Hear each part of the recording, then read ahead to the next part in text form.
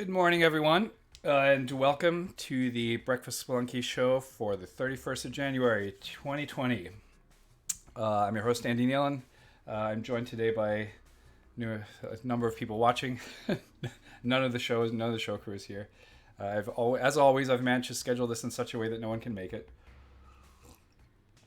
Maybe that'll change over time. I say this every time. I think it's a standard line at this point. Without much further ado, let's get straight into it. The only lead-in that I'll give is that I did beat the daily on PSN this morning. So this is the Steam daily. I don't really have a name for what I would call it if I could beat it on both dailies in one day. I don't think I've ever tried that, but I guess I'm trying it now. For those of you who don't know me, I'm not good enough. I'm good enough at the game to beat the daily. I am probably not good enough at the game to beat it twice in a row. At least that is my assumption. Let's prove me wrong about that. Okay. Ba-ba-ba-ba-da. So the thing that happened to me on the PSN version this morning is that, of course, hey Alex, hey Joe Fro. Joe Fro's here. It's unparalleled dev. Oh, multiple usernames. Confusing. Yeah, the daily was pretty generous on PSN today, which explains why I beat it. But yeah, I got an early cup of Kali, which is of course always amazing. And then I just basically never paid attention to my health ever again. So a very typical way for me to die in this game is death by 1,000 paper cuts, right, where I just get hit by a bat, and then by a spider, and then by something else, and it's just like, oh no, I wasn't paying attention to that very small integer that is my health in this game. But let's try not to do that. Although Ix usually says that I kind of need to shave myself down to 1 health, and then the runs get really good, because suddenly I'm paying attention. And he's not wrong about that. He is not wrong about that. I feel like there would be a fun... Do I want to do this? I feel there might be a fun daily challenge. Oh, this is not... Okay, I hear... Probably worth the bomb. Yep, I'm gonna say that's worth the bomb. But let's not blow up the altar in the process.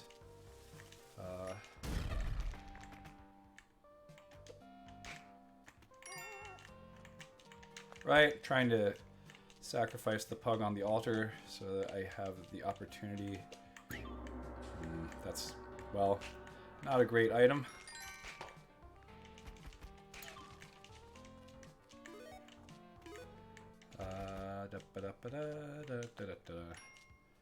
Okay. Let's not immediately lose 2 health. Wait, what? Did that already trigger? I don't see the dart anywhere. Huh.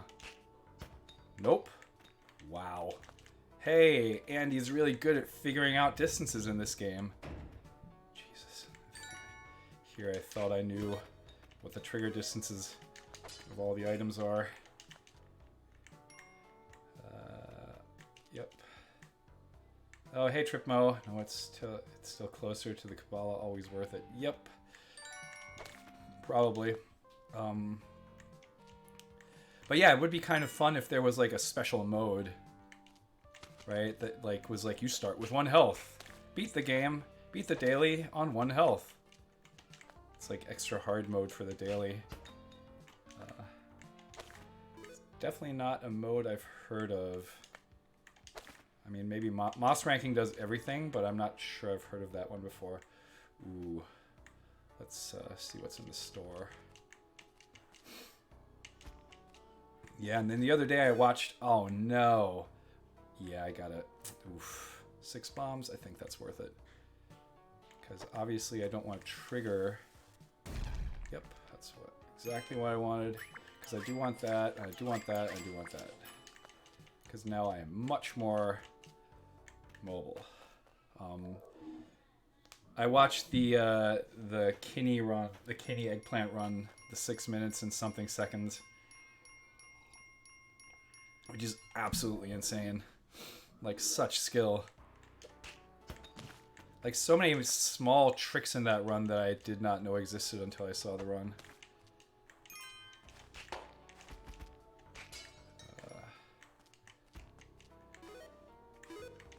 I wonder if there's a version of me in a parallel universe that went deep on the Moss ranking stuff. I don't think so. Because of stuff like that. Because things happen at me instead of me actually reacting to them. Wow. So I think that was just like involuntarily comical. Trip Noise is always effing amazing. Unreal Suit. Yeah. But hey, if I could claim that what I just did was on purpose, like I'm just going to stand on this thing and let it explode while I'm standing on it. Also, I'm going to jump on the top of a snake, watch that trigger the trap, but the snake, of course, jump off the snake's head is going to protect me from it.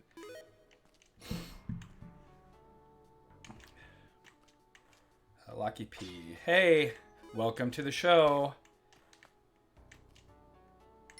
Tripmo, like you seeing the code in the... Yeah, no, that's pretty much what I think when I watch someone like Kinney run that game, right? It's just like, oh no, you know, and it's kind of a little bit like that, right? It's like seeing code in the colloquial sense, obviously for me just translates to having near perfect heuristics about cause and effect. Do I want anything else from here? So yeah, seeing code in the matrix is pretty much what that is. Where am I? 1-3, okay.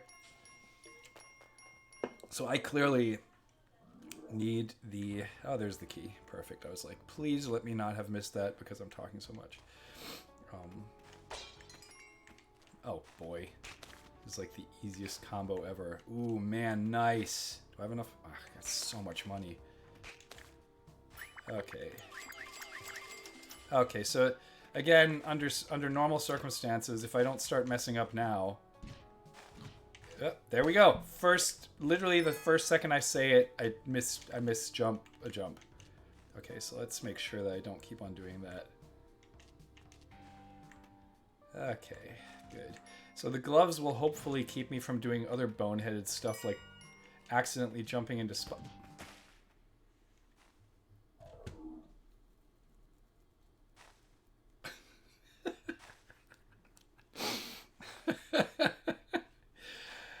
Oh my god, Jofro, have you played a MTG Arena RIP GGs? I love how I think it and then it comes to pass. So this is a typical death. It's called the run to one side and assume that you're going to be good on average death, right? It's the, I think nothing bad could happen, but of course the thing that can always happen is that I'm running so fast that I don't see a dart trap. That dart trap hits me, I'm at 6 health, so I don't care. I'm still going to survive. But then, of course, the pushback knocks me into spikes. Literally the spikes I previously walked over saying, these will not be a problem. So there you go. Wow, 10 minutes in. So the only thing I know for today is A, I have to be done at 11. And B, I promised people speed runs. So, yep. Alex says time for the Spelunky run. Okay. So that was a quick one. Sorry. Ooh, look. So many people have friended me. I love it. And I'm somewhere in the middle. 1-4. I wonder if Doc also died in a similar way. I can't watch replay. Oh yeah, replays is an option on PSN. I can't watch replays here. Oh, and this is keyed on money, of course, right? So My Sweets got further, and so did Elite Woo Woo. And I always argue that the level should be the first key. And score should be the second, but I don't know. We'll see what happens in Spelunky 2. Jofro says I did daily yesterday. How'd it go? How'd you pair? Oh, man, seeing that red is such a slap in the face. Also, probably slightly arrogant of me to just assume that because I beat the PSN. Trippo says you're non-PSN. Tripmo, are we friends? I'm world mute on PSN and Steam, so you can add me there because I do play the PSN. I play the PSN daily more. This, on the other hand, is the Steam daily, right? Because it's just easier for streaming. I don't have the stream set up with all the device and hardware to get it off, to get the video off of. Okay, speedrun. Cool. To get the signal off of my PSN, off of my PlayStation. Oh yeah, this. Oh man.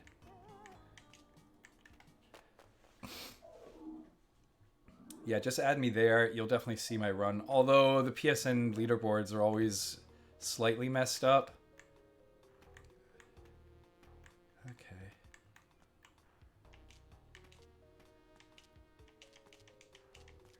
So this is not a low percentage run, so in theory I could pick stuff up.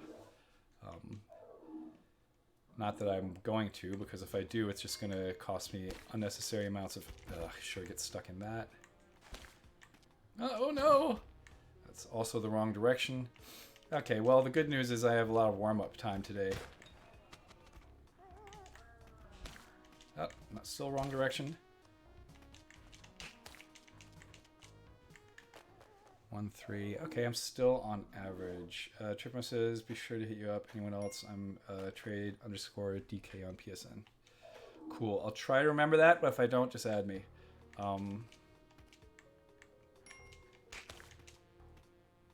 Big spider. Do not care about you.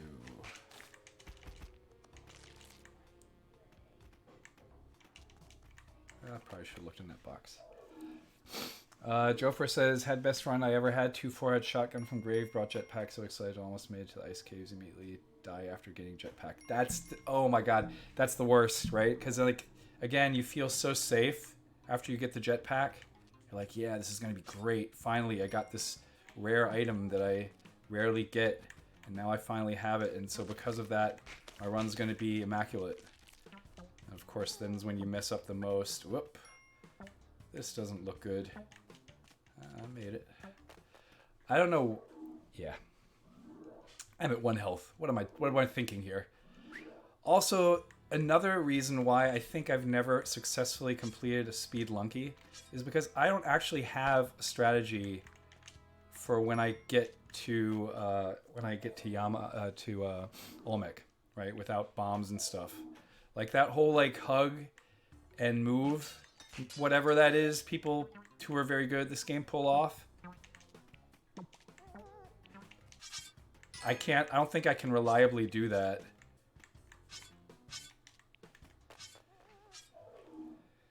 Row of 4 tiki traps and low ceiling did me in. Ooh. Yeah, getting close to tiki traps in the ice caves is also one of those extremely annoying things that you just don't expect to happen. Oh, okay, whatever. Fine. We'll do a quick restart here. Hoptor says, the first time I got to save gold, it was a blocked off level and I didn't have any bombs. Wow, you guys are describing like real dark downside moments of this game. Well, that's the wrong direction. Oh no, it isn't. It seems fine. Because those are always like, if you're a beginner and that happens, you're like, I think I'm never touching this game again. This game is dumb. Okay, also that was unnecessary. Like those are exactly the things you don't want to have happen to you when you're playing the game for the first time. Or for the 10th time or the 100th time, right? The first time you get there, you want to be glorious.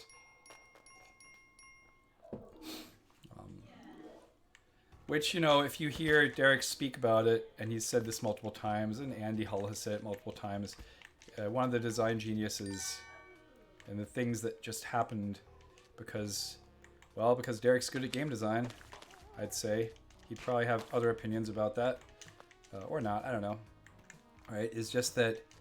Oh, jetpack. How do I... Can I stun him with the... I can, but it's not gonna work. Oh no, it's not gonna work!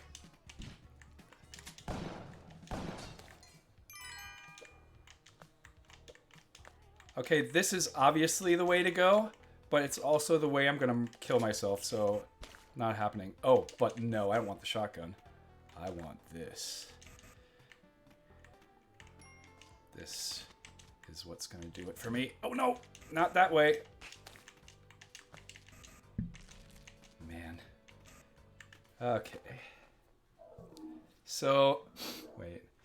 Lucky P, there's a beautiful browser roguelike Forward on itch I saw on Warped Door. I want to try it this weekend. Is it new?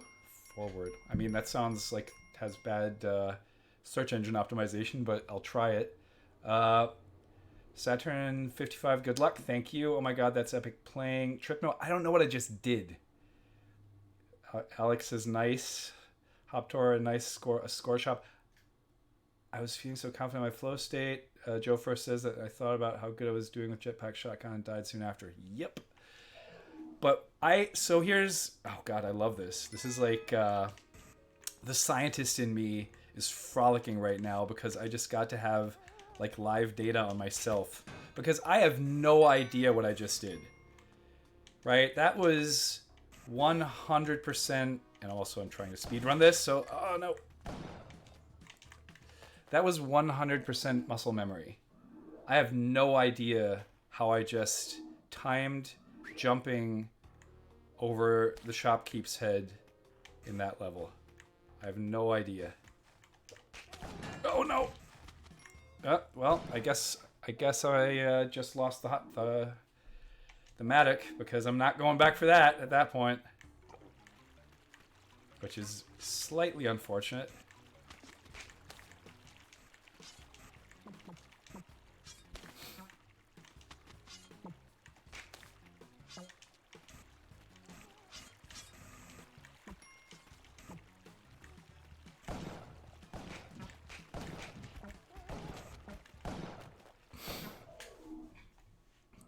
Saturn 55 says you can use the mag to hit enemies. I can.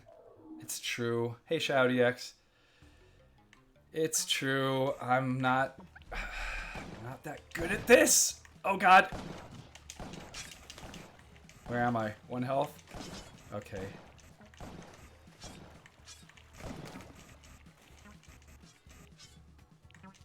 Oh shit.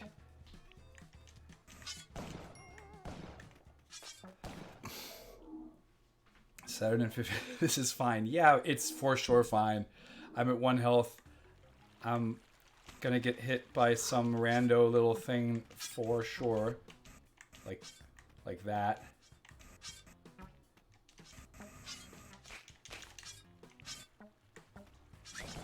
What am I doing?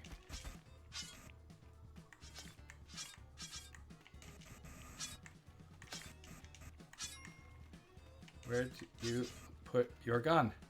Okay, whatever. I wish I could have just grabbed the gun somewhere, but I couldn't see it. Okay.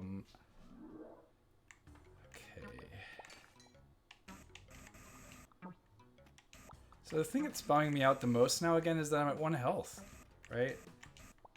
Because for sure, I'm gonna mess this up in some dumb way.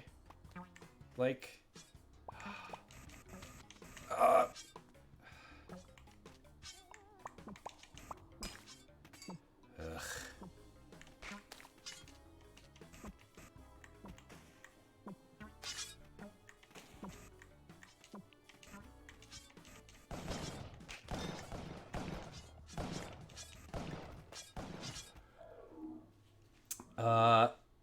Saturn says you also have 16 bombs. I do? This is an attention problem. I do have 16 bombs. Oh shit, but wait, you know what I don't have? I don't have the boots, and I don't have a compass. So I don't know where I am going. So let's take one of these with us.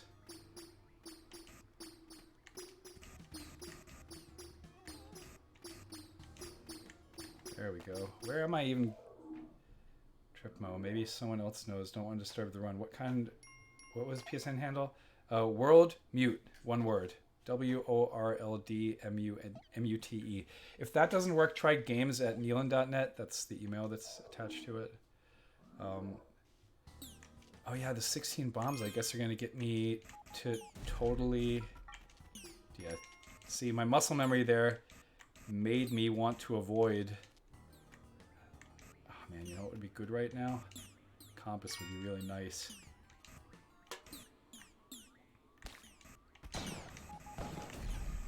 Oh no! Oh, wow. Wow. I just barely made that grab. Okay. Shadow DX says, what happened with the Ankh? Did I have the Ankh? I don't think I ever had the Ankh is... Wait, the Ankh is the thing that I get in the black market. I'm not even going for... This is not a hell run. Right? This is a speed run. Speed run on... Ha ha ha. I mean, it's an attempt at a poor man's speed run. It's true if I was looking for them, but I'm not. So if you hear the pug make sounds, there is the pug. Okay, so I guess that's actually more valuable.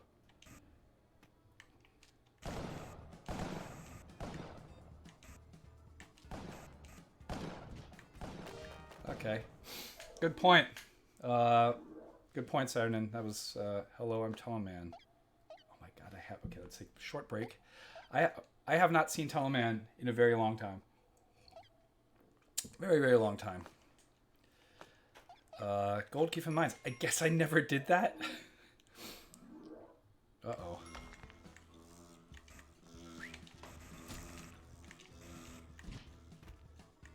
Incoming Spelunky? I don't know, man. I feel like I'm still on the verge of potentially messing this up.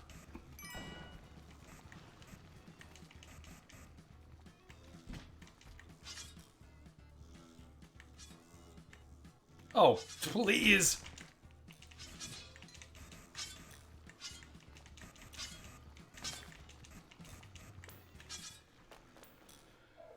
Whew.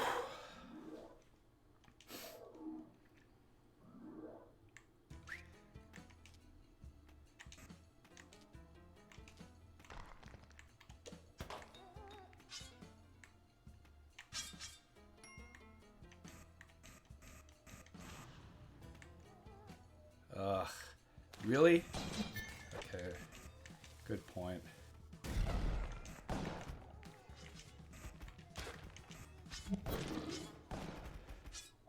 Okay. Where am I? 6:20. It's 7:30, right? 7:30, and I'm at 4-2. And I'm at 1 health. That's the most concerning part of this whole run, honestly. Okay, okay, I got enough bombs to, like, not do dumb, like, really dumb stuff, I guess. I'm worried right now. Oh boy, oh boy! Oh boy, oh boy, oh boy.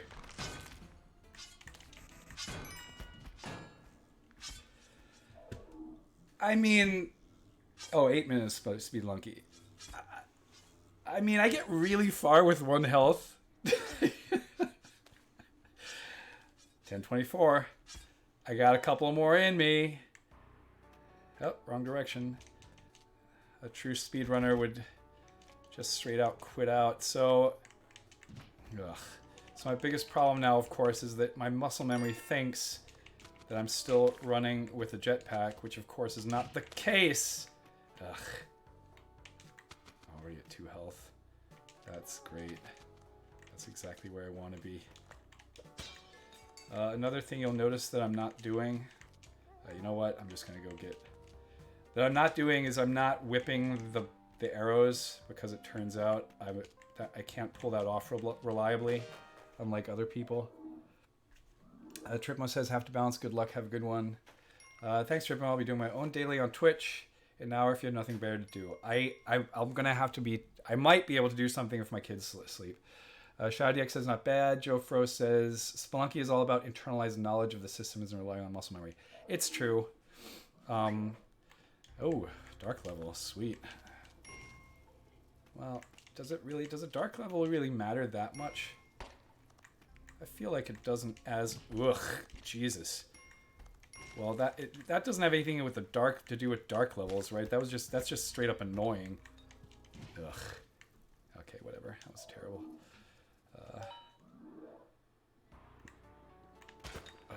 Okay. Wait. It's go this way. Let's see what that is. Ropes, not that great. Okay, come on, come on, come on, come on, come on. Faster, faster, faster, faster.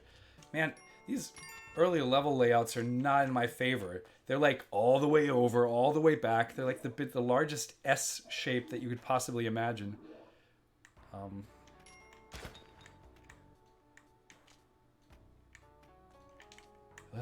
Get through there.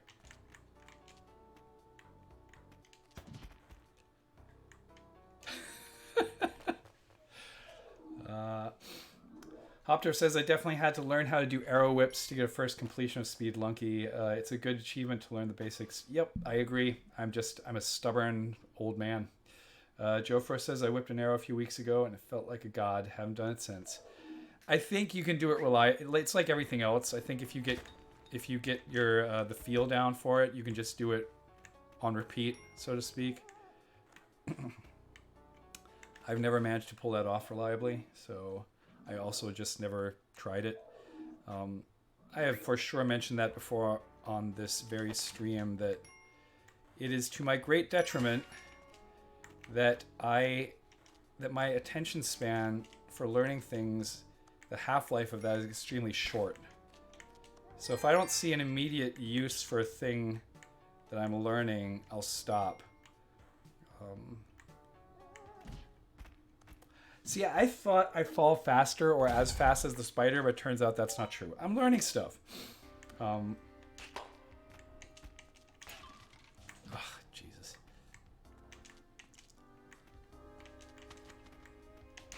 Oh, wrong direction. Huh, not great. Well, whatever. There's a red there to save me.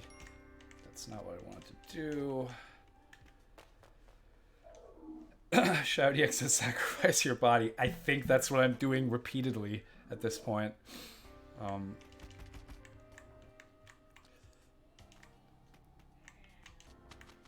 No.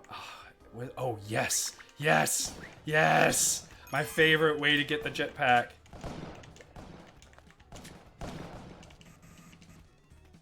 Wait, where's the other shopkeeper? There's another one somewhere. Okay.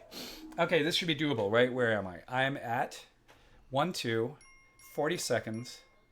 I'm at 3 health, 2 health, 3 health. Nope. No longer at 3 health. Back to good old 1 health game. My favorite way to play this game. 1 health. Why would you need more? 1 health. Oh, okay, and that's the end of it.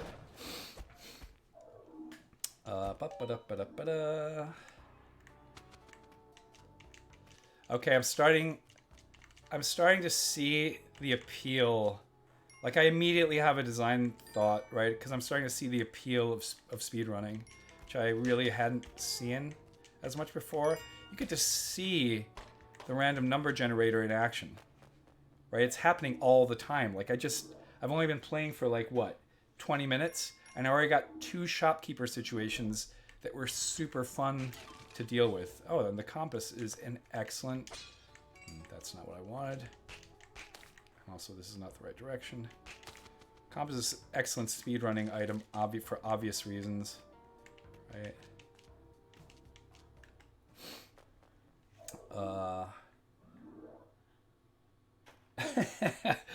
Yeah, Shouty X says, it greatly irritates me when I fall faster past an object than it hits me on the head. Hopter says, good job not breaking the gift box before freezing the shop. Yeah, I always forget to do that. Yep. I've done it wrong multiple times. Saturnin55, health is a resource, but in that case, using a bomb to kill the giant spider would have been the better choice. That is true. Bad luck with the arrow trap triggering. Yeah, all these things are true. I fully agree. I got nothing. Like, I have nothing to defend my poor real-time decision-making other than it's real-time, and I probably would not be doing that if I were thinking it through. Right? I would have never tried to do that, to, like, fall underneath a spider. But, yeah. As I mentioned earlier, I literally have no strategy in place for what to do when I... really? Okay. For when I get to Olmec. Because I've never beaten Olmec in this variant.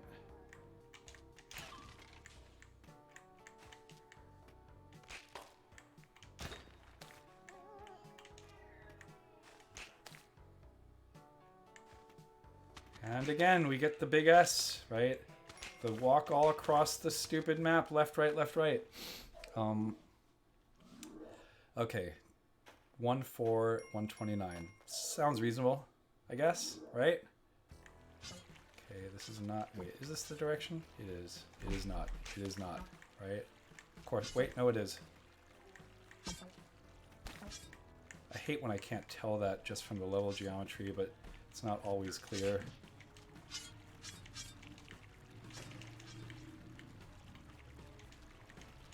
Also, I seem to not be able to get out of my system that I'm always going to look down.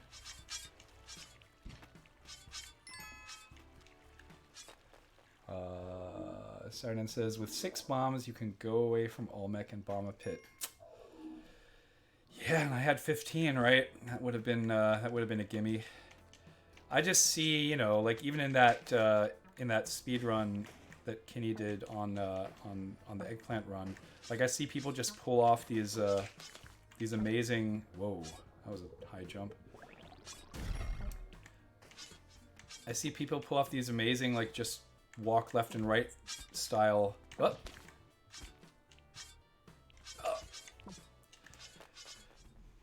These left and right, like, hug Olmec, move left, drop. Hopter says you can do it 4, but it's harder. Yeah, I've seen people do it with none. Is that true? Am I dreaming that? Is that actually not possible? Because I always thought it was possible to even do it with 0 bombs. What am I doing here? Obviously pressing buttons I shouldn't be pressing. None is bad. Sarnan says none is bad because it creates some more spawns. Oh, right. Yeah.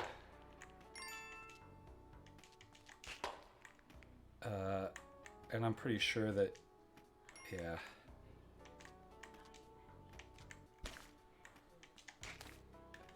You moss ranking guys. I mean... I'm in awe over all of you's ability to dedicate so much time to this one game. I say this, of course, and I dedicate... How do I do this? Do I do that? Oh, no, I don't! Okay. To dedicate so much time to a game, right? And of course, I do that too, but I feel like... I said this the other day when I was talking to some people about my methods in life in general. And it always comes out to the fact that I end when I'm like at the 70 or 80% mark, instead of sticking around to get to the 95% mark. Oh, ShyDX says he means you can bomb all the way down with 4 to 6 bombs. You don't need Olmec to smash blocks. Right. Because the smashing blocks is what triggers the spawns, right? That I think I know. I was just under the assumption that maybe dealing with the spawns is not something that you consider particularly challenging. Death by 1,000 paper cuts. Doo-dah. Doo-dah. Now I'm just losing it. Okay, so now we see another phenomenon of me playing games, which is going on tilt. Going on tilt. That's how I'm built. I'm going on tilt. That's 100% a dad joke. Because let me tell you, when you have a kid, you rhyme all the time, and every rhyme is worse than the previous one. Saturn 55 says spawns well, you're in a 5-wide pit with a giant golden head is quite a problem. Yeah, I guess. Right. But even then, there's a state, and you can again correct me because I'm probably going to say this the wrong way. There's a state that Olmec is in when Olmec stomps down, where you just touching the side of Olmec kills you, or I guess it's when Olmec's in its up in his up animation. Oh wait, let's see if this is the exit first. It is. Because I always get like strafed by Olmec, right? Like slightly strafed, and I die, right? So I'm like, what am I doing wrong here? And clearly there's a solution to that, and I just have never bothered to figure it out. Well, yeah, whatever. Not gonna go for this now. So yeah, if you're watching this right now and you're like, what are you doing? You're terrible at speedrunning. sorry, I guess. Um, Alex says, "Oh yeah, kids. When is the hip hop album dropping?" Whips pot. Saturnin says, "If you're hanging on a rope, Olmec can knock you off. Right, and you fall into lava. So you have to jump late before grabbing the rope, almost after Olmec is passed down." Alex says, "My kid always says when she sees Spelunky, oh, the man with the hat." Yup. My kid is only 17 weeks old, so my kid does not say anything yet when he sees Spelunky. That will change pretty soon, because the day when I beat the PSN daily, he was definitely paying attention to the great dismay of my wife, so we're trying to not put him in front of screens. But it's inevitable, right? Like, I mean, I'm literally a video games professor. How the hell is my kid supposed to not be exposed to this ever?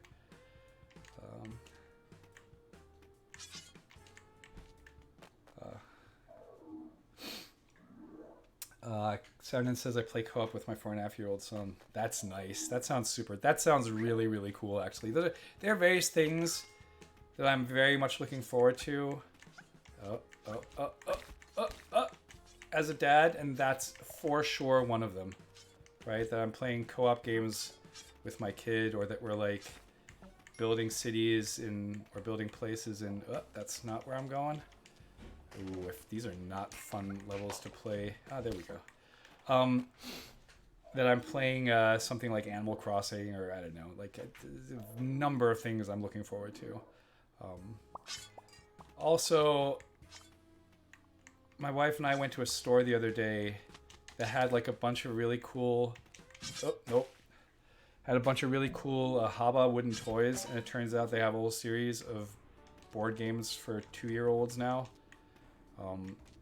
And I'm a huge sucker for Animal Upon Animal, which if we ever get around to talking about board games on the show, you'll hear Doug Wilson go on and on about how that's one of the most amazing physical games he's ever played. It's like an animal stacking game. ShadowDX says, "My 6-year-old prefers to play Deathmatch, but he loves this game." I think Deathmatch is wildly underrated in this game. I don't know if that's true, but I rarely see people play it. It's frantic. It's very frantic.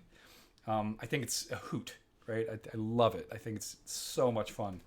Sarnan says he has an easier time with Castle Crashers or Battle Block Theater, though. I think... Oops, sorry. Messing up the sound. I hear they just... Behemoth just announced Game 5, or that they're announcing Game 5. I guess now we always do announcements for announcements. I've never played... Oh, this is a no-brainer. I've never played Battle Block Theater. I played a bunch of Castle Crashers, obviously. So, even as an adult, I have problems in a game like Castle Crashers determining whether I'm on the same level as the enemy because of the way beat-em-ups work. And I wonder if kids just naturally understand how that works. ShoutyX says, if it wasn't local, only it might have been much bigger. I guess you could do that now, though, with Steam, like, couch co-op, couch play, right? But, yeah, it's true, I guess. But, I mean, hopefully that's all coming to Spelunky, too, I guess. I don't know. I'll see Derek at GDC. We'll probably talk to him about it. 755 says, I discovered Chukil, I forget how that's pronounced. Last weekend, my 4.5 and 3-year-old just laughed so hard when playing it. Highly recommended point and click with mouse self puzzles and also mini games. Yeah, everything. I have not played that specific game, but I can seriously vouch for the insane amounts of quality and love that go into... Oh boy. 41. Love and quality that go into everything that Amanita Design makes, right? Like, it's... I've definitely not met the whole team. I've met... Long time ago, I met Jakub Dvorsky, who's... I don't know exactly what his job title is. I think at the time he was the creative director, maybe not, on like the Samaras series. And extremely lovely, beautiful, wonderful human being. So I generally recommend everything that they do. I think their latest game, Pilgrims, is it's a sort of kind of card like adventure that that's not going well. That Nick had on his top 5 of the year list. So that I played briefly, not enough that it would have made my list. It's an Apple Arcade game. Shadow DX says, please ask him about it. Deathmatch mode is hugely important, even doesn't get recognition. I will. Trust me, I will ask him. We're doing a little through a 3-day weekend retreat after GDC with the whole gang to play a bunch of board games. So I'm sure we'll talk about it extensively. But of course, he's probably not going to spill the beans. Oh, cool! I will look for more games by them. Yeah, they've been around for a while. Samaros series, Pilgrims, Chuchel. The game that I think was pretty popular around the time I remember was Machinarium. Also a beautiful. I'm not speedrunning anymore. Also a beautiful point-and-click adventure style game that has just like this amazing little art book that you always carry around where your character auto takes notes in, and it's just like all in like pencil sketches. It's super beautiful.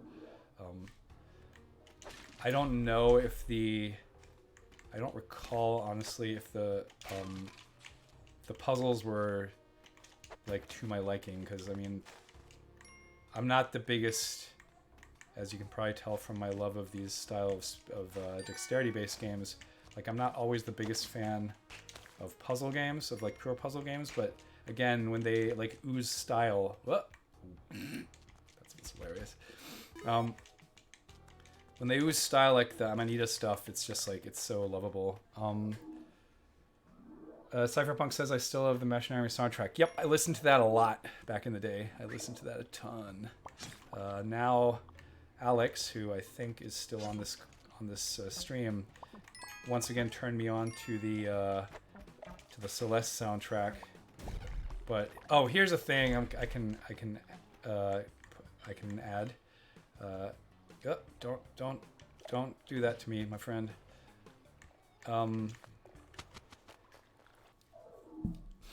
Dose One, who made the music for Enter the Gungeon, Bay Area local, he put out a new album called Cape, or not. I think it's a Cape, self-titled by the band Cape. It's very much my jam right now. I cannot stop listening to it. It is absolutely fantastic. It's probably a little bit related to the fact that I myself currently am looking into the idea of doing a little bit more synthesizer stuff.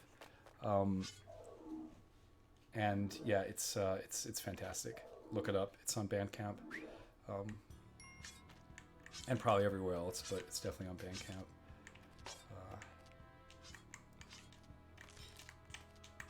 Okay, that worked out well. Ish, he said, and then immediately died to the stupid fish. Nope, I did it. Alex says so good. Yeah, the Celeste soundtrack is amazing. There's a lot. I don't know. The Watchmen soundtrack, the Trent Reznor, Atticus Ross stuff is fantastic. So much good music. So much good music.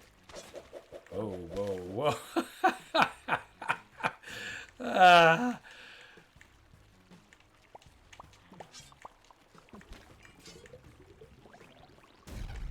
But yeah, I've been in love with just... I've been torturing myself by watching stupid amounts of YouTube videos on modular sound synthesis.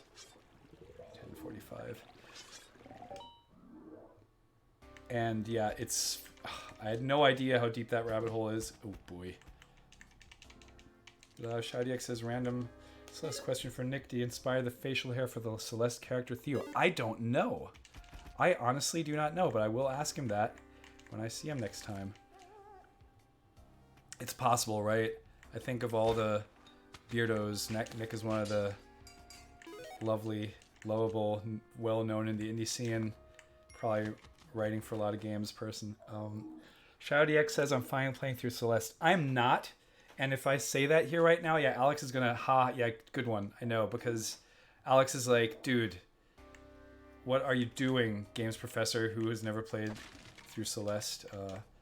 Yeah, Matt's great, right? Matt's a go-to in every class I teach when it comes to how to make stuff feel very good and play very well, right? And then of course they released their C# code for the player character, which has all the parameters for the jump. And by all the parameters, I mean like literally dozens, right? Which I can always show the students and be like, hey, by the way, in case you thought that this was trivial, it's very much not. It's super hard to get right. And sometimes it's a pretty high dimensional problem, right? In the sense that there's a lot of parameters to tweak how that feels and how it behaves and what you need to do to make it feel just right, etc., etc. Cypherpunk says Celeste will hurt you, but it's very rewarding. I mean, I played through and finished Super Meat Boy, right? So I think it's probably just the right kind of hurt for me. And my enjoyment of all these types of games, whether it's Celeste, Super Meat Boy, Dark Souls, you name it, came when I started realizing that no one is judging. I mean, the game maybe, but like, and maybe some people who shouldn't be, but for the most part, my experience is you play it, you die, you move on. Cypherpunk says the B-side levels left me with physical pain in my hands. Yeah, so there was a dark side or like a flip side on Super Meat Boy back in the day as well, right? And I don't think I ever completed that. I think I got through a large part of it, but at some point I was like, yeah, I think I'm good, right? Like I tend to play stuff as long as it's doing it from... Oh, this is not good. How do I... Oh, wait, I see. There. I tend to play stuff as long as it's fun. Alex says they're also so painful. Try the C-sides. Yeah, you also have to find the B-sides, right? It's not like they're unlocked by default. So you have to find that tape in the world, as far as I recall. This is my knowledge. This is like the extent of my knowledge about that game. So sorry for not being super on top of my Celeste lore. Oh, that's not the right direction.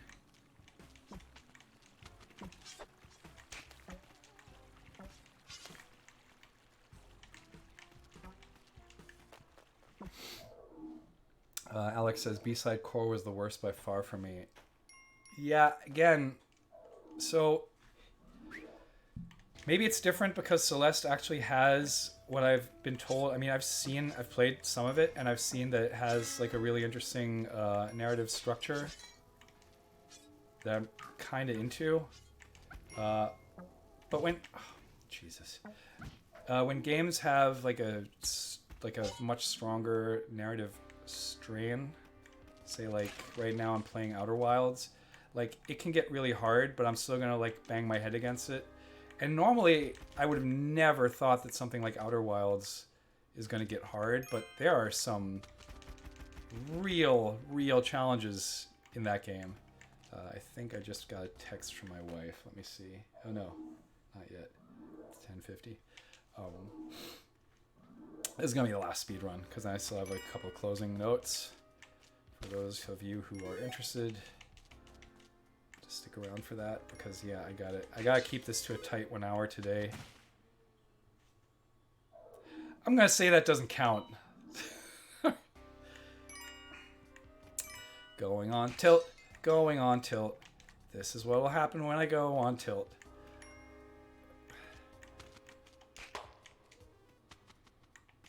Okay. Yeah, there's a couple of things I still want to mention at the end, and I have to make sure that I get them in without stretching it unnecessarily long. Because the other thing I realized is I think if I really... Okay, whatever. I guess I could try it. See, that's the thing. That was my perfect opportunity to practice whipping, and I just gave in to the fact that I'm going to get hit.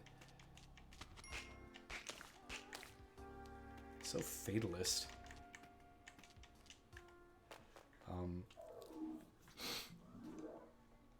Let's see. Yeah, Outer Wilds is great, but man, there are some things in there that are like, I feel like they didn't have to be as hard.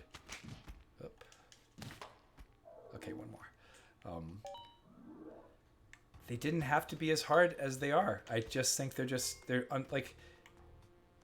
Okay, I mean, it leads me into a pretty tired and old conversation at this point, which is, I get it. You want me to experience the story, and some of the story is only experienced through the hardships of achieving the dexterity goals, and that's video games. But sometimes those things are better and not as good, right? So I had a specific puzzle that it's not even, I dare call it a puzzle, right? There was a location thing that said, "Oh, go here. This is and go here at a specific time." And I was like, "Go here, okay." And the position was somewhat vague, and it didn't feel like it was puzzly. Like I didn't have to be clever about it. But I, for some reason, couldn't decipher it. And so the event that you were looking for also only happened for like maybe 30 seconds out of the 22-minute loop or 21-minute loop, and it only happens twice per loop, I think. And so I tried to find it desperately, and I couldn't until I like stumbled across where I had to be standing in order to see the event happen. And it didn't feel like I'd revealed a thing. It literally felt like I had brute forced it. And the question then becomes, if your puzzle is brute forceable, is it better to just make it go, to just remove it? And I think the answer for me in that case is always a resounding yes, right? This is going to be hilarious. I can't survive this, right? I cannot survive this. Okay, we're good with that. Hoptor says, yeah, the Outer Wilds spaceship navigation is difficult. I think I've solved the puzzles, but I can't get my ship there. I like how you also combined out the Outer Worlds and Outer Wilds with the Outer Wilds, but because that's a general confusion that people have right now. But anyway, yeah, it's like, and the thing is, this is another thing that happens a lot. Let me get out of this so that we don't have to listen to this music the whole time. I'll stay on this screen. This is kind of a nice little screen to stay on, and then I will just do this thing that I usually do. Go to the main menu. Oh, nope. Help and options. Ba-ba-doo-ba-doo. Settings. Music volume. Let's put that down to 0. I will, yeah, I'll usually, like, when there are games where you can where there's a puzzle and it's hard to do, but then it turns out there's an easy way to do it, but you can also, like, quote unquote, hack it by doing the hard way. That one I can still wrap my head around, right? Because sometimes doing that with a physics game is hard to avoid. Like, you have to figure out all the different ways in which someone could hack it, or like, you know, bust the physics. And that's whatever, right? But like a thing that's like, oh, be in this vague position. I don't know. It's a little bit of a letdown in a game that's otherwise amazing, but it does not taint the game. It does, but not in any way such that people shouldn't play it, right? I think Outer Wilds is. And I'm not at the end yet. I think I'm at like the 80% mark, so I still have to finish it. But I have to, right? So my point was, when I get to a hard part in like Celeste B or C sides, and I already beat Celeste A, I might stop, right? I actually think that's genius of the game, that it keeps like harder stuff in that area. Initially, I hated that about God of War, but also they had like harder stuff in the post-core game or post-credits part that you could also do pre-credits. I kind of like it when developers hide stuff there. Not that I don't like that about Dark Souls, but anyway, that's not the stuff I wanted to close on. Here's the stuff I wanted to close on. So let me make sure first, before I switch over, that I don't have anything wildly incriminating up here. Wait. See, make always. Okay, so let me go over here and do entire desktop scene. There we go. So again, this is called Breakfast Spelunky, but I'm gonna take 4 minutes to say I discovered a thing this morning, and I don't even know where to start. Like, I've been obsessed with modular and various other synthesis forms for like years, but I never really took the dive. And I still don't want to, because I don't actually have the time to go deep on this. But But oh my God, right? So there's this thing called the black and gold shared system rack. So the thing you need to know about this is until 2 or 3 days ago or a week ago, I didn't know there was a thing called a Euro rack where you can like basically put together your own modules to make synthesizers. And then this company Make Noise that makes some of the best components put out like 2 years ago already put out this like suitcase full of components. And then there's a YouTube video which I would just, if you're into this, look it up. It's Black and Gold Shared System Plus. It's also on this website. That is insanity, right? In terms of like all it makes me want to do is make a game that is only about sound and music, right? And sound synthesis. So I know that's been done before. I know Fract did that. Richard, I know his last name is Flanagan. I think his first name is Richard, right? Fract. Let's see if I can actually find that. It's Fract OSC on Steam. Phosphine. Whoa. Okay, let's turn that volume a little bit down because that's a little bit too loud. Phosphine Systems, I think. Let's see. Systems. Fract. Dev blog. Contact. Gotta love it. Can't see who it is. Richard Flanagan, got the name right? So Fract still exists. It's like a music-based synth spatial puzzle-ish adventure game, I'm gonna say, that I started and never finished. So maybe I should just get back to that now that I realize that these are just the things that I'm super into. But yeah, so this, I don't even know, was this the browser tab? I think I might have closed it again. This kind of stuff is like keeping me up when I'm like worrying about what to do next, right? But what I do instead, here's the smart thing to do. The smart thing to do is to pay not $4,500, but to pay $15 for like a Minimoog Model D app, right? That looks like this and sounds pretty close to the original, and then practice on that. So that's what I've been doing in my off hours lately, when I'm not playing Spelunky or not running Spelunky or doing the podcast or teaching, because it's absolutely fascinating to me. ShadowDX says, it has been tough to reconcile that I'm not 100% guy anymore, but I have come to appreciate how devs can separate the difficulty levels and still let people play the real game. Yep, that's pretty much, thank you for summarizing in a much more concise and clear way what I took probably like 10 minutes to describe, right? I like that there are paths through the game that are designed for different people who are expecting something different.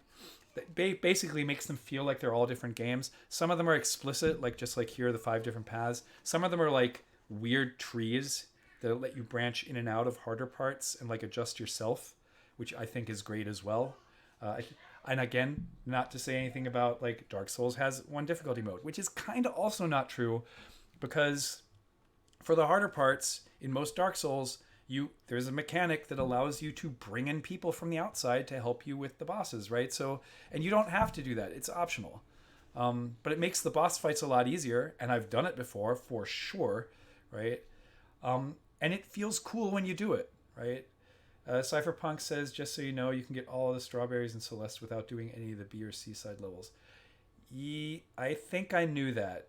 I think they were all there, and the strawberries in Celeste are another thing that blew my mind when I saw it, because as far as I know, as far as I've played Celeste, and you know, Alex and you guys probably know this better.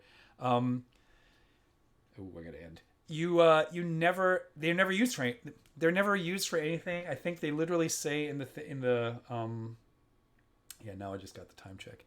They literally say in the description, just to show your friends, I got 50 strawberries. Check it out, right? Which is amazing, right? It's what a cool design statement to sort of like circumvent the idea that everything has to tie back into the system, which normally I'm a huge advocate for, but like doing it, like purposefully subverting it in that way, I thought was as cool, if not cooler. So the more the merrier. Most things are of their time and live in context. So I think it's always cool to see that. Okay, I have a ton more to say, but I have to end it now. It's 11:01. I have to go take care of my kid. My wife is going to go work. Thanks a lot for watching. Alex says yes and something in the end of the game. Oh, no. Okay. Joe First says, did you see the Taz tool-assisted speedrun of Celeste at GDQ? I did not. But I also don't like watching speedruns of games before I finish them. If I know I'm never going to finish them, that's fine. But if I know I'm going to finish them, sometimes I think the speedrun might take away from my experience. But I'll definitely watch it. I think Alex keeps on linking me to this stuff. Sarnan says, thanks for the stream. Very welcome. Thanks for being on the show. 15 shows ago. I don't even know how long ago that was. I think I still... Here's the thing about that. I'm going to tell you one thing, Sarnan. I had a list of top 5 moments on the show of 2019 that Nick didn't allow me to read. And you guys describing the kind of run matrix that allows you to pick which high score you're going for on the fly was in the top 5.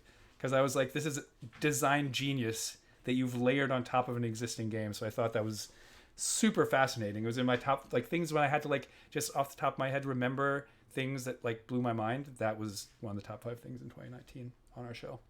So thanks for being on the show. Later, thanks for the streams. Thanks for streaming. Thanks for streaming, Annie. Thank you, everyone, for watching. I'm going to sign off now. I'm going to do the Nick thing now. If you like the show, tell your friends. Tell people to follow us on Twitch. Tell people to follow us on iTunes. Leave reviews. All that stuff.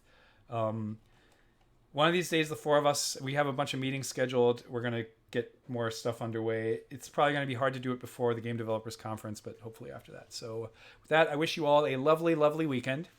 Thank you for watching, and I will see you latest here next Friday. Same time, same place, 10 a.m.